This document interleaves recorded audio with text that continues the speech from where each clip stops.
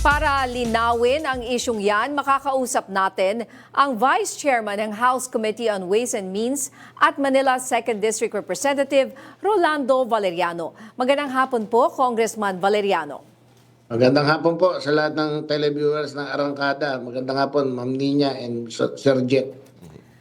Congressman, kumusta na po yung planong pag-suspend ng excise tax sa langis? Posible po ba ito ngayong linggo at mararamdaman ba ito ng mga motorista?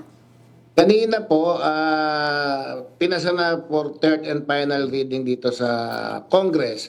So, inantay po natin ng Senate kung today or by tomorrow at pagkatapos po, magbabaycam lang naman yan. Tingin ko parehas naman ng version. Tapos punta na po sa Presidente. Siguro, ang pinakamatagal po hanggang next week, nasa Pangulo na yan at pag napirma niya na yan, pwede niya na pong i-implement yan immediately. Opo. So, ibig sabihin, pero may chance ho ba ngayong week to? Or talaga next week po yung earliest po? Hoping na within the week, umabot sa lamesa ni Pangulo yan, pero siguro the latest is by next week. Oo. Yun na po siguro. Pero yun nga, sir, ano ho ba kasi nakalagay doon ay bawasan o tuluyang suspindihin? Ano ho pa to? Nasa discretion ng ating Pangulo? Kung babawasan lang? Nasa discretion niya, pero ano na po ito, definitely po tatanggalin na muna to. Suspension na muna ng excise tax. Okay. So mga magkano po ulit ang ibababa sa presyo ng langis kapag ito ay napatupad? Sa gasoline po is 10 pesos at sa diesel is 6 pesos po yung excise tax per liter. So tanggal po kagad yun. Sa pump price, minus 10 and minus 6 kagad yan. Sakit pa rin. Ano, oo, kasi bukas na 20 pesos per liter ang itataas na naman. Ano?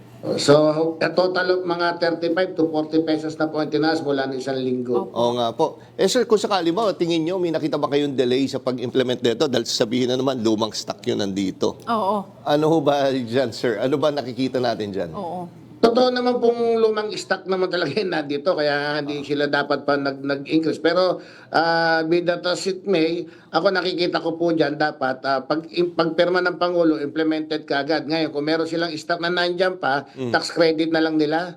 In the meantime, mag-tax credit na lang para right there and then maramdaman kaagad po ng taong bayan. Kasi nagtaas na ang pamasahe, lahat ng bilhin tataas na. So, in fairness sa gobyerno, gumagawa po ng paraan para maibsan yung pagdurusa ng taong bayan. Tayo namang taong bayan, gumagawa ng paraan kung paano pa mapapagkasya pa, kung ano yung meron tayo. Siguro, it's time now for the oil company na makisama naman dito sa nangyayaring problema natin na to.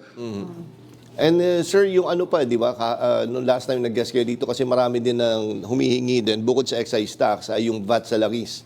Gusto rin sana nilang ipaalis. Pero sabi nga natin, masyado na malaki yung mawawala. Apo, sa ating tsaka kaban. medyo masalimot na unang konti kasi upon arrival ng oil, meron na siyang VAT kagad eh. 12% VAT kagad sa import and sa import product bayad ka kagad sa BR, tapos sa end user 12%. So medyo malaki na po yung mawawala, tsaka baka mahirapan na ng konti ang gobyerno niyan. Pero siguro excise tax will do. Oo, pero yun nga sinasabi, is baka mas makakabuti pa or mas mainam pa kung magbibigay na lang ng second tranche nung sa ayuda. Mas kumbaga hindi tayo mawawala masyado malaking kita kung magbibigay din ng second tranche kumpara sa pag-alis ng VAT. Tama po, at ang alam ko, ang DSWD gumalaw na within the week, magbababa na sila na ayuda. Ang DOTR naman, during the hearing namin sa Ways and Means, nabanggit nila na meron silang 2.5 billion standby na para sa mga driver natin, sa chopper natin, plus itong excise tax, sunod-sunod po to. At hopefully, yung pinal ko kaninang resolution, dalawa yon, isang resolution tsaka isang House Bill na at least 50% ng toll fee maibawas na in times of emergency.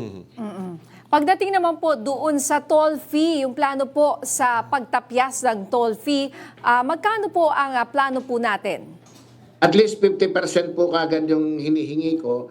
Hindi ko hiningi yung lahat kasi syempre may mga manpower din naman na gumagalaw ron at may puhunan din naman yung mga mga nasa toll ano natin, di ba? Pero nevertheless, 50% malaking bagay na rin po 'yun. Para kahit pa paano hindi tumas kasi hindi lang naman yung sasakyan na dumadaan, may dala-dalang kargamento, may dala-dala pong ano yan eh. Opo. Na makakaapekto sa pagtaas ng bilihin natin eh. Posible po kaya ito na mangyari bago mag-Holy Week? Yung pagkakya sa toll fee? Hinahadali po natin yan at tingin ko naman marami na nag-signify ng intention nila na mag-co-author dyan. So, at least maipasa po yan para maihabol natin. At tingin ko na kasi itong ang war ng Iran and US, hindi ko pa nakikitang matatapos within the next week eh, di ba? Oo nga po. Mukhang medyo mahaba-haba pa po. Oo, masalimot pa eh. Oo. Pero Congressman, total ito, inano niya ni excise tax, sinasabi ko hindi this week, ay next week. Pero tuloy pa rin kaya yung taas pasahe? Kumbaga hindi na natin mapipigilan yung taas pasahe. Hindi. Siguro nasa LTFRB na po Oo, yung bola no. niya kung igagrant na nila. Pero with more than $80 per barrel, siguro tama lang na. Ako tingin ko kung magtaas man ng pamasahe, justified na rin. Kasi lahat naman ng binili, tumaas na. Siyempre, lahat tayo, kinakailangan din naman nating mabuhay. Pero hoping na yung ayudang binibigay natin sa mga driver, yun nga yung pang-compensate, kumbaga pang-balance nung wag tumaas yung pamasahe po, di ba? So tingnan natin, balancing act talaga tong gagawin ng gobyerno to at alam ko na pinag-iisipan to ng mga economic managers natin. At nagsimula na po ba yung investigasyon ninyo sa mga oil companies na nagsasamantala sa sitwasyon dahil ang dami nga nagsusumbong sa eGov.ph, ano? Yung mga... Kagabi, alam mo, naghahanap akong gasolinahan, may mga sarado. tingnan mo May mga na. sarado na Baka gasolinahan. hanggang ngayon sarado, hintayin yung Oo, bukas di ba? May di ba? mga ganun eh. Ako po nananawagan dito sa mga barangayan natin, mga barangay Tanod, barangay Tiyan, bantayan nyo yung mga saradong gasolina. Tingnan nyo kung may kakarga talaga ngayong gabi. At pagka walang dumating na truck na nakakargaan sila ngayon, ibig sabihin, nandun lang yung gasolina, hindi lang nila binibenta. At bukas nila itataas. Pag bukas nila bukas, dapat wala din laman yan, di ba? Pero I still believe po na nilak lang nila yan at tinago lang nila dahil by tomorrow, 15 to 16 pesos, 17 Oo nga pesos po. ang gasoline at ang diesel, I think 22, tama ba? Parang ganun po ang Opo, computation. Yan yung computation na sila lang po ang nakakaalam, yung oil player lang kung paano nag-arrive doon sa computation na yun. Tsaka ito pa pala, partner kanina doon sa sinasabi na panawagan ng bayan muna yung unbundling ng oil prices sa mga gasolinahan. Mapag-aaralan ba ng Kongreso? Paano ho ba ito sinasabi yung unbundling po na ito? Pag-aralan po namin, pero ang nakikita ko talaga dyan, pabuksan yung libro ng oil player.